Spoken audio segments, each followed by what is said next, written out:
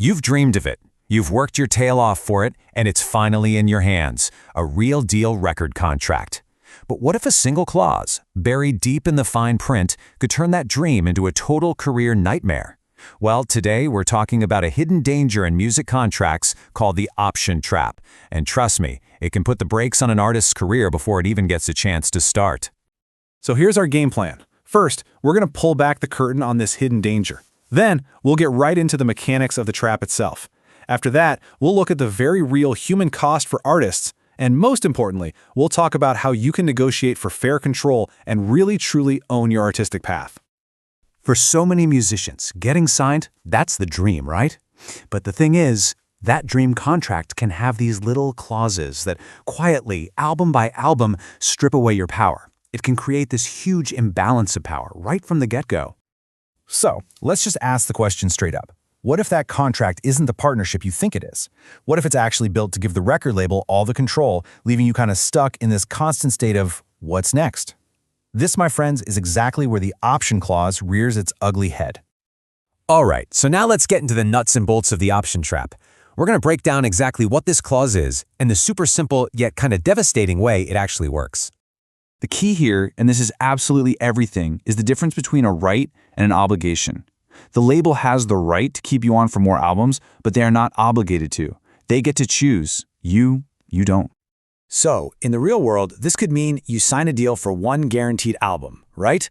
But the contract might have these options for 4 or 5 more albums. The label can basically control your career for years, but only if it's a good deal for them. You're locked in, but they can just walk away anytime they want. So here's how it plays out. You release your album. Then, the label gets this window of time, and it can be a long window, to decide if they want another one. And while they're deciding, you're just in limbo. You're just waiting for them to make a choice that will either keep your career going with them or just end it. I mean, when you look at it side by side like this, it's pretty stark, isn't it? For the label, it is all benefit. They get flexibility, they manage the risk, they only have to be loyal when it pays. But for the artist, it's all cost. We're talking crippling uncertainty, a total loss of control, and this mandatory loyalty to a partner who doesn't have to be loyal back.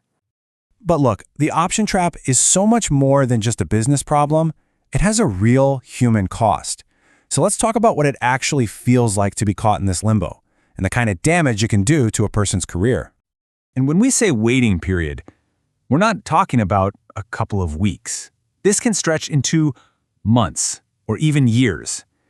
That is precious, precious time where your entire career is just on pause, waiting for a decision you have absolutely zero control over.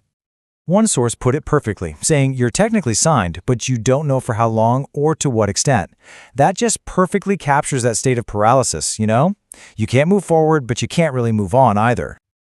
And this career paralysis has real-world effects. You can't plan a tour if you don't know if you'll have a new album to promote. You definitely can't release music on your own. You're not even allowed to talk to other labels.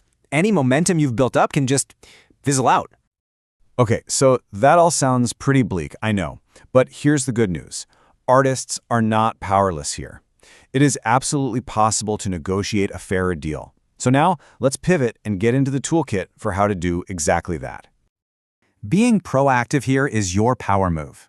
There are 5 key things you can fight for. 1. Limit how many options they get. 2. Add performance goals, like marketing spend, that they have to meet. 3. Negotiate for mutual options, so you get a say too. 4. Demand a strict, short deadline for their decision. And finally, and this one is probably the most important, get a good lawyer who knows this stuff. The whole goal here is to fundamentally change the relationship. You want to shift it from this one-sided trap into a real, honest-to-goodness partnership. You know, a contract where both you and the label are actually sharing the risks and the rewards. Ultimately, this whole thing is about way more than just one clause in a contract. It's about the fundamental idea of owning your career, of having control over your own artistic freedom. A record deal should be a launchpad, not a cage. You're looking for a partner to build something amazing with, not a gatekeeper who gets to control your entire future. There's a quote from our source material that just reframes this whole thing perfectly. When you negotiate options, you're not just negotiating albums. You're negotiating time, opportunity, and ownership of your path. The stakes, they really couldn't be higher. So the next time you're looking at a contract, just ask yourself that question. because understanding the option trap and knowing how to fight back can make all the difference in the world. Thanks for tuning in.